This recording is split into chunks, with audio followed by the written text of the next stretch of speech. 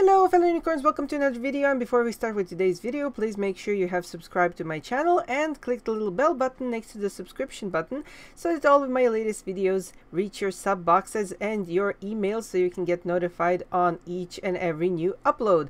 While you're watching this, I'm currently in Japan doing some touring and visiting friends and also sightseeing and vlogging, so I'll make sure to make a vlog about that later as well.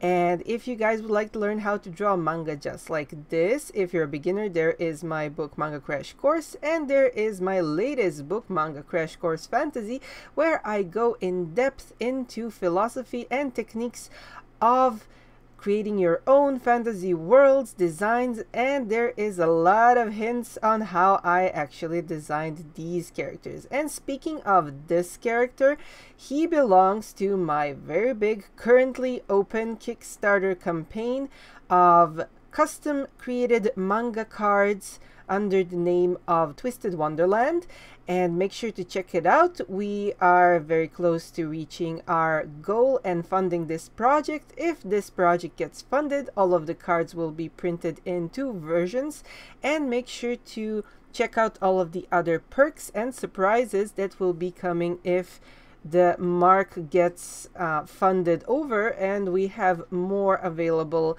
stuff to offer with these characters on them. And this is a unique sort of a preview and a prequel for my very own manga project. So if this project gets funded, that will be enough for me to start planning on creating actual manga with this topic of a war-torn world between different houses of different card families, like the hearts and the spades and the clubs and the diamonds. So this particular character is the Jack of Spades.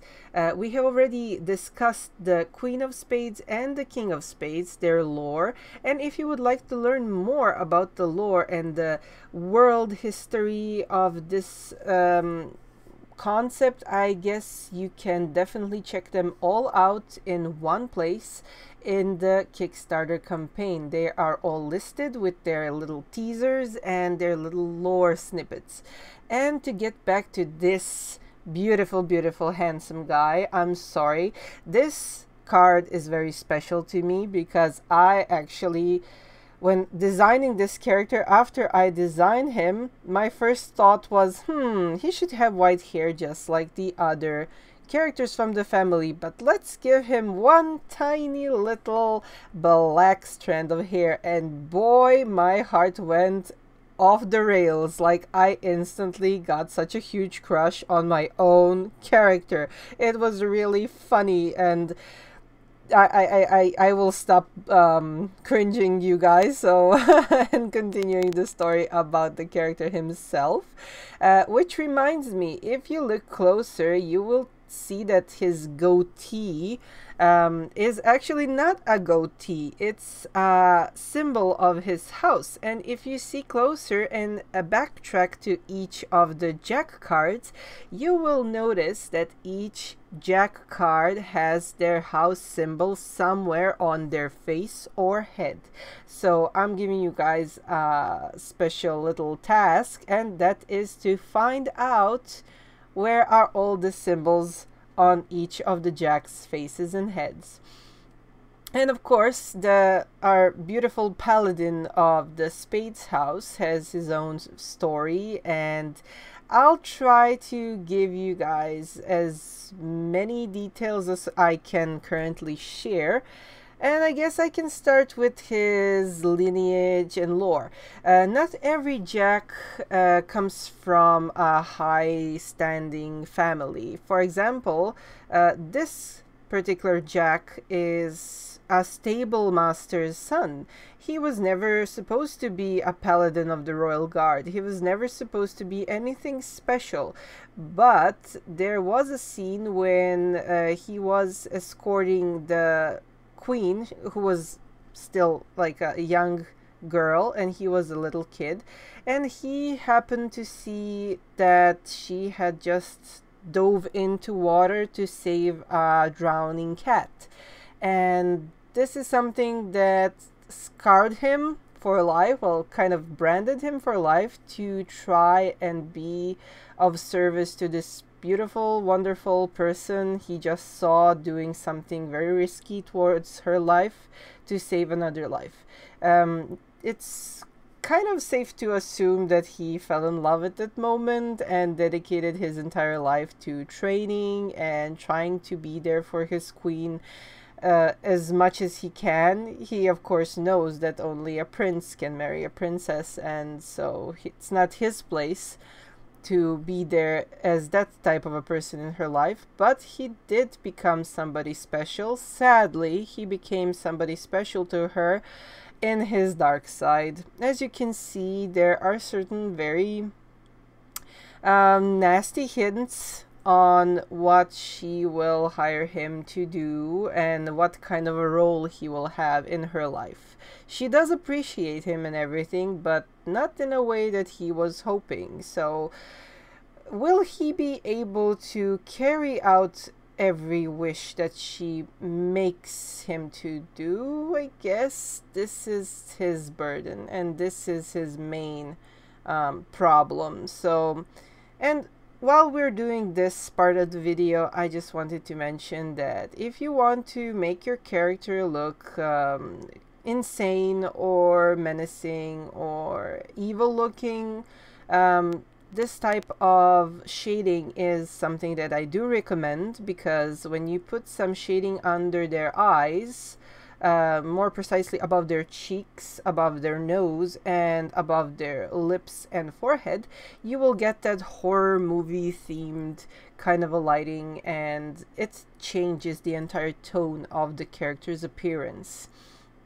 And the reason why he has this black strand of hair is because he was actually born with dark hair, but since he is in the royal guard and a lot of the families in the royal levels have this policy of looking similarly, so they kind of bleached his hair but left that one strand so that everybody knows that he is not of the royal descent, that he is just a main servant to the royal family, I guess. So everything he wears is pure white and maybe platinum metals and gold imbued metals, so that his status is very known. He, as every other Jack, is the royal family's bodyguard. He's always there for them in the worst times, in the best times, and he is also their loyal paladin. Each Jack has their own sort of a fighting method. This is something I haven't actually mentioned before, but every Jack has their own set of skills. Each of them battles for their own family in their own way, and he particularly does the entire shtick of being just a knight, using his armor and sword and shield, and that's pretty much it. But the darker side of him shows him actually holding a bloody dagger and a little red box that you guys can actually see in other characters throughout the cards. So if you guys are willing to play a little game, I'll just ask you to give a comment on which other character is holding this box. And of course, I will try to give you a task of guessing what is inside of the box. So as we said, this is the character's dark side. This is like the lowest point in their story. This is something that he has to do, and he is very reluctant to do it at first. His honor forbids him. So he practically has to choose between serving a sacred oath to protect people and serving his queen, or serving this family and breaking rules and bending rules to be able to get all of his master's bidding done. And this is sometimes an impossible choice. Sometimes it's so difficult that he could like try to avoid it, try to like quit, but sadly his everlasting love towards the queen eventually makes him do her bidding, even though his morale might be in conflict, and it's not that easy, you know. Not every character is black and white, especially in manga. There are so many good characters, just like in real life. There are good people who are made to do things for the people they love. Sometimes they need to break rules, break protocols to save a life or to carry out a mission. So not everything is so simple as it sounds. And I like these characters. I like how sometimes they need to go through hardships and heartbreak, and their personalities also sometimes break. Sometimes they are meant to go through such a trauma that it changes them completely into a person that they never thought, never believed they could be. And this is one of the characters that will go full 360, and they will just spin so much that they will lose track of who they are just to be able to serve the person they admire the most. So this particular character is currently my favorite, next to the Queen of Spades.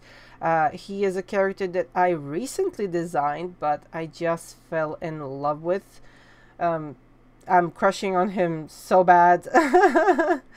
So yeah, don't blame me. I know it's cringy, but still, like, I can't help it. He's just such a beautiful, beautiful person inside and out, and I hope I can make him into a manga character so that all of you guys can literally get to know him better. I guess I won't be saying anything more.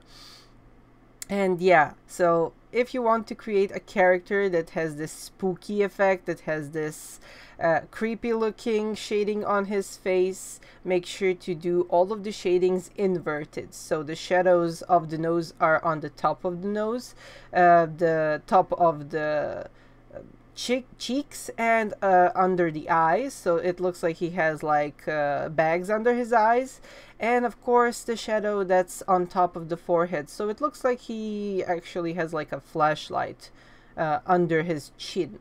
So, and of course the top of the head will also be a bit shadier, and this is something that you can definitely use as a hack to make your characters look like they're gone insane. That's the story is switching to a very darker tone. And definitely one other special detail that you can do to a character to make him look even more scary is to reduce their pupils to tiny dots. Or you can erase the pupils completely and make his eyes look completely blank. This would symbolize a character that has lost all of his humanity, all of his spirit, all of his soul, and become like a soulless machine created to destroy, or I don't know, just a hopeless shell of a person, I guess. And this is something that I was going for with this character. And yeah, I really hope you guys like him as much as I do, and I really hope you guys have some theories on the stories. If you like it, leave a comment down below, and I'll see you guys next time.